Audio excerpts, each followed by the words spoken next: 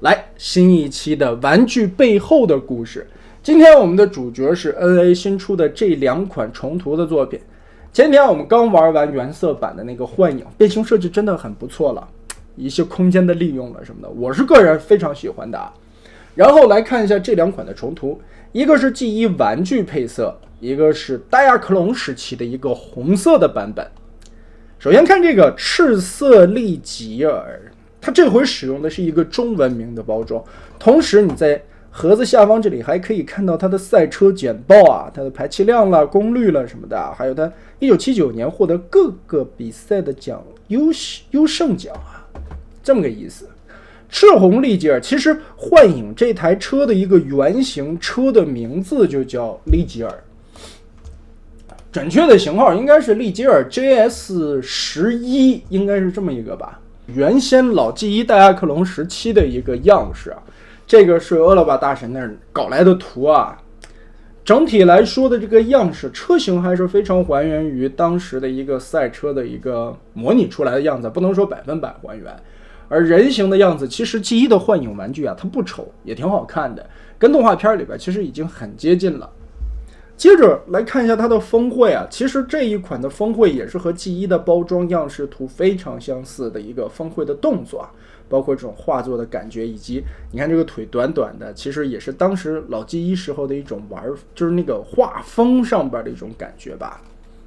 说到这个画风啊，就不得不提一下这一款。其实 NA 每一次它做的这个外包装峰会啊，基本上如果是原色版的话，或者是 G1 玩具配色，其实都是跟老玩具非常非常接近的。包括我们可以对比两个版本官方出过的这个峰会的包装，当然官方上面这里是有一个折条的，但其他的画风的方面，包括一些文字的印刷的这种感觉，也是和老 G1 很像的。这个下方的外包装图其实和 NA 的这个版本的是一模一样的。上方这里的这个版本，在人物手臂的这块有一圈灰边儿，仔细发现没有？这个东西有点意思。怎么说呢？官方原先啊，这就要说到 NA 这一次还原的这个外包装，它应该还原的是 NGB 版本的这么一个外包装图，也就是所谓的无灰边版本。84年发行的一个批次吧，很古早的一个，是美版的。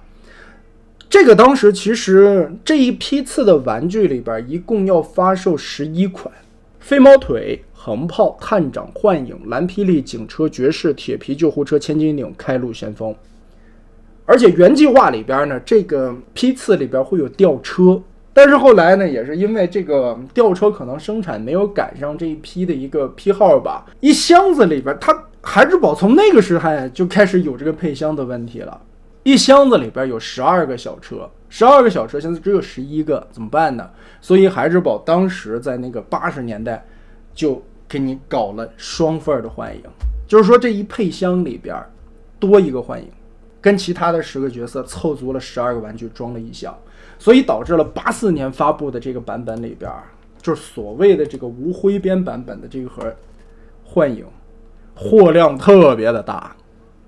曾经在市面上边也就是不值钱，因为货量太大了嘛，导致了这个幻影就比平时的其他的那些要多出来1倍。配件啥的其他的内容其实是和原色的那一款差不多的啊，剩下的咱就不看了。主要来看一下这两款利吉尔的一个配色问题吧。红色的版本其实是要比旁边的蓝色多一点点涂装的，就是在前边的车挡风的这一块有一个黑色的道道，其他的地方倒是都差不多啊。而且红色的这一块很亮，应该也是上了漆的效果吧。G1 的这个玩具配色呢，这个配色是要比之前的原色版本深很多的，它是一个特别深的蓝色，甚至有点发灰，不会像之前的那个原色幻影是那种很亮的天蓝色。然后我们来快速的变形一下，把这两辆小车变成人形。其实跟 G1 的感觉还是挺像的，尤其这个脑袋是全新做出来的，新头雕的一个造型刻画和涂装也是仿照着 G1 老玩具的样式来的。不过有一点可惜，我觉得身上的细节点缀还不够，它没有像 G1 老玩具小臂啦，还有在一些细节的地方用了那种很闪光的那种电镀贴纸啊，包括尖头的这些地方。